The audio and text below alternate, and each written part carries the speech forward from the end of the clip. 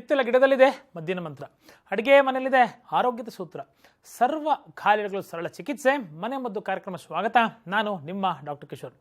ಅನೇಕ ವಿಧವಾದಂತಹ ದೀರ್ಘಕಾಲೀನ ಸಮಸ್ಯೆಗಳಿಂದ ಹಿಡಿದು ನವನವೀನ ಸಮಸ್ಯೆಗಳವರೆಗೂ ಯಶಸ್ವಿ, ಪ್ರಭಾವಿ, ಪರಿಣಾಮಕಾರಿಯಾದಂಥ ಆಯುರ್ವೇದ ದೃಷ್ಟಿಕೋನದಲ್ಲಿ ಮನೆ ಮದ್ದುಗಳು ನಮಗೆ ಹೇಗೆ ಉಪಯುಕ್ತಕರ ಅಂತಕ್ಕಂಥ ಸಂಗತಿಗಳನ್ನು ಪ್ರತಿನಿತ್ಯ ನಾನು ನಿಮಗೆ ತಿಳಿಸ್ತಾ ಬರ್ತಿದ್ದೀನಿ.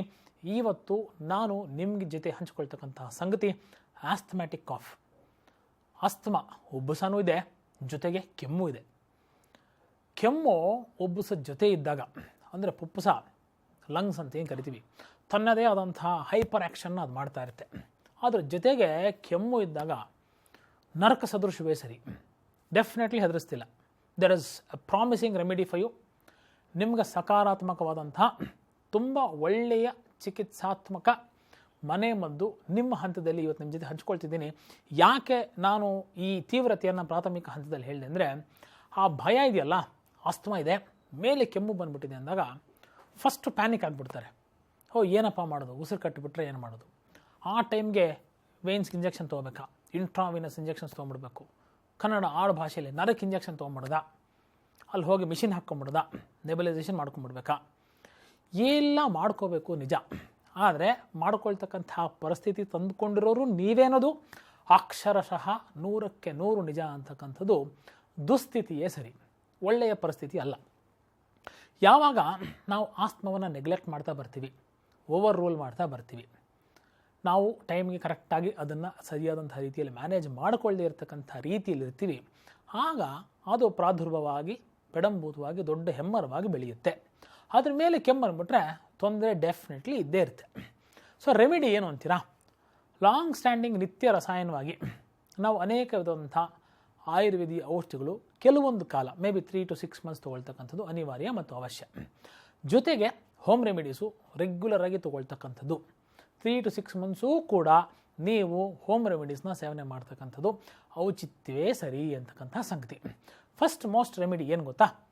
ಹರಿತಕ್ಕಿ ಸ್ವಲ್ಪ ತಗೊಳ್ಳಿ, ಬಿಬಿತಕ್ಕಿ, ಆಮಲಕ್ಕಿ 3 ಸಮ ಪ್ರಮಾಣದಲ್ಲಿ, ತಾರೆಕಾಯಿ, ಬಾರೆಕಾಯಿ, ನಲ್ಲಿಕಾಯಿಯ ಸೂಕ್ಷ್ಮ ಬೀಜರಹಿತ ಪುಡಿಯನ್ನು ತೆಗೆದುಕೊಳ್ಳಿ, ಶುಂಠಿ, ಮೆಣಸು, ಹಿಪ್ಪಲಿ ಇದನ್ನು ಕೂಡ ಸಮ ಪ್ರಮಾಣದಲ್ಲಿ ತೆಗೆದುಕೊಂಡು, ಸೊ ಎಲ್ಲನೂ ಒಂದು ಪಾರ್ಟ್ಸ್ ಆಯಿತಾ. ಇದಕ್ಕೆ ಸುಮಾರು 8 ರಿಂದ 10 ಚಿಟಿಕೆ ಅಷ್ಟು ಅರಿಶಿನ, 8 ರಿಂದ 10 ಚಿಟಿಕೆಯಷ್ಟು ಅರಿಶಿನದ ಜೊತೆಗೆ 8 ರಿಂದ 10 ಚಿಟಿಕೆಯಷ್ಟು ಎಕ್ಸ್ಟ್ರಾ ಕಾಳು ಮೆಣಸಿನ ಪುಡಿ, ಪೆಪ್ಪರು ಮುಂಚೆನೇ ಒಂದು ಪೋರ್ಷನ್ ತೊಗೊಂಡಿರ್ತೀರ, ಆ್ಯಡೆಡ್ ಆಗಿ 8 to 10 ಪಿಂಚಸ್ ಆಫ್ ಪೆಪ್ಪರನ್ನು ಆ್ಯಡ್ ಮಾಡ್ಕೊಳ್ತಕ್ಕಂಥದ್ದು. 1 ಚಮಚ ಜೇನುತುಪ್ಪವನ್ನು ಹಾಕಿ, ತಾಜಾ ತುಳಸಿ ರಸ, ಅದರಲ್ಲೂ ಕೃಷ್ಣ ತುಳಸಿ, ಬ್ಲ್ಯಾಕ್ ವೆರೈಟಿ ಆಫ್ ತುಳಸಿಯ ರಸವನ್ನು ಹಾಕಿ ಬ್ಲೆಂಡ್ ಮಾಡ್ತಕ್ಕಂಥದ್ದು. ಏನು ಸರ್ ಇಷ್ಟೊಂದು ಇಂಗ್ರೀಡಿಯೆಂಟ್ಸ್ ಹೇಳಿಬಿಟ್ರಿ, ಟೈಮ್ ಎಷ್ಟು ಬೇಕು ಮಾಡೋಕ್ಕೆ? 2 or 3 minutes ಮ್ಯಾಕ್ಸಿಮಮ್. ಅತಿ ಹೆಚ್ಚಿನ ಪರಿಸ್ಥಿತಿಗಳಲ್ಲಿ 3 ನಿಮಿಷ, 2 ನಿಮಿಷದಲ್ಲಿ ಈ ದ್ರವ್ಯ ನಿಮಗೆ ಸಿದ್ಧವಿದೆ. ಚೆನ್ನಾಗಿ ಬ್ಲೆಂಡ್ ಮಾಡ್ಕೊಳ್ಳಿ. ಅಫ್ಕೋರ್ಸ್ ಮನೇಲಿ ಹಿತ್ತಲಲ್ಲಿ ತುಳಸಿ ಇರಬೇಕು ಅಥವಾ ತುಳಸಿ ಸೊಪ್ಪು ರೆಡಿ ಇಟ್ಕೊಂಡಿರಬೇಕು, ಜೇನುತುಪ್ಪ ಗೊತ್ತಿರಬೇಕು, ಎಲ್ಲ ರಾ ಮೆಟೀರಿಯಲ್ಸ್ ಇಟ್ಕೋಬೇಕು. ಯುದ್ಧ ಕಾಲೇ ಶಸ್ತ್ರಾಭ್ಯಾಸ, ಪರೀಕ್ಷೆ ಕಾಲೇ ಶಾಸ್ತ್ರಾಭ್ಯಾಸ ಹೇಗೆ ತಪ್ಪು ಅಂತೀವೋ ಹಾಗೆ ಕೆಮ್ಮು ಬಂದಾಗ ಎಲ್ಲಪ್ಪ ಅದು ಹರಿತಕ್ಕೆ ಅಂತ ತೊಗೊಂಬಪ್ಪ, ಮೆಣಸೆಲ್ಲಿರುತ್ತೆ ಹೇಗಿರುತ್ತೆ, ಹೋಗಿ ಅಂಗಡಿಲಿ ತೊಗೊಂಬ, ಆವಾಗ ಆ ಹಂತದಲ್ಲಿ ಮಾಡ್ತಕ್ಕಂಥ ಕೆಲಸ ಅಲ್ಲ. ಅಡುಗೆ ಮನೆಯೇ ಒಂದು ದೊಡ್ಡ ಫಾರ್ಮಸಿ ಅಂತ ನಾವು ನಂಬಿರ್ತೀವಿ. ಎಲ್ಲರಿಗೂ ಆರೋಗ್ಯವನ್ನು ಉಣಿಸ್ತಕ್ಕಂಥ ಆಹಾರದ ರೂಪದಲ್ಲೇ ನಮ್ಮ ಆರೋಗ್ಯವನ್ನು ಸದಾಕಾಲ ಸುಸ್ಥಿತಿಯಲ್ಲಿ ಇಟ್ಕೊಳ್ತಕ್ಕಂಥ ಫಿಲಾಸಫಿ, ಆ ಕೈಂಕರ್ಯದಲ್ಲಿ ನಾವು ಭಾಗಿಯಾದರೆ ಕಾಯಿಲೆಗೆ ಹೆದರತಕ್ಕಂಥ ಸಂಗತಿನೇ ಇಲ್ಲ. ಆಮೇಲೆ ಮನೋಧೈರ್ಯ ಮೋಸ್ಟ್ ಇಂಪಾರ್ಟೆಂಟು. ಇವೆಲ್ಲನೂ ನಾನು ತೊಗೋತೀನಿ, ಇದನ್ನು ರಿಪೇರಿ ಆಗ್ತೀನಿ, ಇದರಿಂದಾನೇ ರಿಪೇರಿ ಆಗ್ತೀನಿ, ನನಗೆ ಯಾವುದೇ ವಿಧವಾದಂಥ ಸಮಸ್ಯೆಯನ್ನು ಬಂದರೂ ನಾನು ಅದಕ್ಕೆ ಎದುರಿಸಲಿಕ್ಕೆ ಸಿದ್ಧನಾಗಿದ್ದೇನೆ, ಸಮರ್ಥನಾಗಿದ್ದೇನೆ ಅಂದಾಗ ನಿಮ್ಮ ವೆಲ್ನೆಸ್ ಫ್ಯಾಕ್ಟರ್ ಫ್ರಮ್ ವಿತಿನ್ ಅಂತೇನು ಕರಿತೀವಿ, ತುಂಬ ಬೇಗ ತುಂಬ ತ್ವರಿತವಾಗಿ ರಿಪೇರಿ ಆಗಿಬಿಡುತ್ತೆ. ಯಾಕಿದೆ ನಿಮ್ಮ ಜೊತೆ ಹೇಳ್ತಿದ್ದೀನಿ, ಹಂಚ್ಕೋತೀನಿ ಗೊತ್ತಾ? ಇನ್ನೊಂದು ಸೆಗ್ಮೆಂಟ್ ಆಫ್ ಪೇಷಂಟ್ಸ್ನ ನೋಡ್ತಿರ್ತೀವಿ ಪ್ರತಿನಿತ್ಯ ಕ್ಲಿನಿಕಲ್ ಪ್ರಾಕ್ಟೀಸಲ್ಲಿ.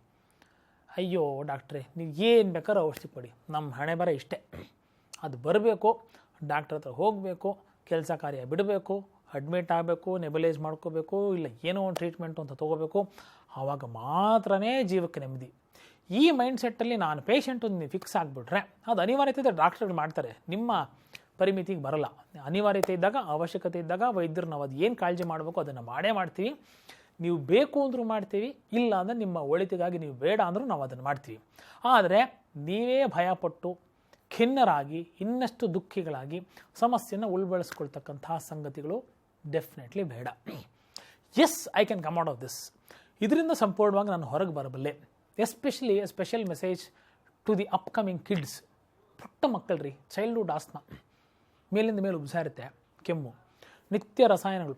ಆಯುರ್ವೇದದಲ್ಲಿ ಅನೇಕ ವಿಧವಾದಂತಹ ಲೇಹಿಗಳಾಗಿರ್ಬೋದು, ಸಿರಪ್ಸ್ ಆಗಿರ್ಬೋದು, ಸಿಂಪಲ್ ಚೂರ್ಣಗಳ, ಸಿಂಪಲ್ ಹಿಪ್ಲಿನ ಗಣನೀಯವಾಗಿ ಪ್ರತಿನಿತ್ಯ ಜಾಸ್ತಿ ಮಾಡ್ತಾ ಬರ್ತಕ್ಕಂಥದ್ದು, ಆಮೇಲೆ ಗಣನೀಯವಾಗಿ ಕಡಿಮೆ ಮಾಡ್ತಾ ಬರ್ತಕ್ಕಂಥದ್ದು, ಜೊತೆಗೆ ಸ್ವಲ್ಪ ಜೇನುತುಪ್ಪವನ್ನು ಆ್ಯಡ್ ಮಾಡ್ತಕ್ಕಂಥದ್ದು. ಈ ಥರ ಸಿಂಪಲ್ ರೆಮಿಡೀಸ್. ಕೃಷ್ಣ ತುಳಸಿ ಹೇಳಿದೆ ಅಲ್ವಾ, ಕೃಷ್ಣ ತುಳಸಿಯ ರಸವನ್ನು ನೀವು ಇದರ ಜೊತೆ ಬ್ಲೆಂಡ್ ಮಾಡಿದಾಗ ಎಂತಹ ಒಂದು ಸೂತ್ನಿಂಗ್ ಎಫೆಕ್ಟು, ಎಂತಹ ತ್ವರಿತವಾದಂತಹ ರೀತಿಯಲ್ಲಿ ಆಸ್ಮವನ್ನೂ ಕಮ್ಮಿ ಮಾಡಿ ಟ್ರಿಗರಿಂಗ್ ಫ್ಯಾಕ್ಟರ್ಸ್ನ ಶಾಂತ ಮಾಡ್ತಕ್ಕಂಥ ಆಸ್ಪೆಕ್ಟಲ್ಲಿ, ಕೆಮ್ಮನ್ನು ಕೂಡ ಮಿಟಿಗೇಟ್ ಮಾಡ್ತಕ್ಕಂತಹ ಪರ್ಸ್ಪೆಕ್ಟಿವಲ್ಲಿ ಕೆಲಸ ಮಾಡುತ್ತೆ. ಅಫ್ಕೋರ್ಸ್ ಒಂದು ವಯಸ್ಕಾದರೆ ಬೇಗ ಕೊಡಪ್ಪ, ನಾನು ತಿಂತೀನಿ, ಹುಷಾರಾಗಬೇಕು ತ್ವರಿತವಾಗಿ, ಈ ಆಸ್ಮಾ ಅದ್ರ ಜೊತೆಗೆ ಉಳ್ಬಣಿತೋದನ್ನ ಕೆಮ್ಮಿಂದ ಹೊರಗೆ ಬರಬೇಕು ಅಂತ ಹೇಳ್ತಾರೆ. ಒಂದು 4, 5, 6 ವರ್ಷದ ಮಗು ಏನಂತ ಹೇಳುತ್ತೆ, ಅಳುತ್ತೆ, ಗಾಬರಿ ಆಗುತ್ತೆ, ನಮಗೂ ಗಾಬರಿ ಮಾಡಿಸುತ್ತೆ. ಸೊ ಪ್ರತಿನಿತ್ಯ ತನ್ನ ಇಮ್ಯುನೋಮಾಡ್ಯುಲೇಟರಿ ಲೆವೆಲ್ಸನ್ನು, ರೋಗ ಪ್ರತಿರೋಧಕ ಶಕ್ತಿಯನ್ನು ಜಾಸ್ತಿ ಮಾಡ್ತಕ್ಕಂಥ ದೃಷ್ಟಿಕೋನದಲ್ಲಿ ಇದು ನಿಮಗೆ ಪ್ರಾಬ್ಲಮ್ ಇದೆ ಅಂದಾಗ ರೆಗ್ಯುಲರ್ಲಿ ಕೂಡ ಕೊಟ್ಟರೆ ಒಳ್ಳೆಯದು. ಸೊ ಪ್ರತಿನಿತ್ಯ ತಗೊಂಡ್ರೂ ಕೂಡ, ಅಲ್ಪ ಮಾತ್ರದಲ್ಲಿ ಪ್ರತಿನಿತ್ಯ ತಗೊಂಡ್ರೆ ಆ ಮಗುವಿನ ಇಮ್ಯುನಿಟಿ, ಡಿಫೆನ್ಸ್ ಮೆಕ್ಯಾನಿಸಮು ಚೆನ್ನಾಗಾಗುತ್ತೆ. ತುಂಬ ಬೇಗ ಮಗು ಆ ಸಮಸ್ಯೆಯಿಂದ ಹೊರಗೆ ಬರುತ್ತೆ. ಪರ್ಮನೆಂಟ್ ಆಸ್ತಮಾ ಅಂತಕ್ಕಂತಹ ಬ್ರ್ಯಾಕೆಟ್ನಿಂದ ಸಂಪೂರ್ಣವಾಗಿ ದೂರ ಉಳಿಯುತ್ತೆ. ಇದು ಪಾಯಿಂಟ್ ನಂಬರ್ 1.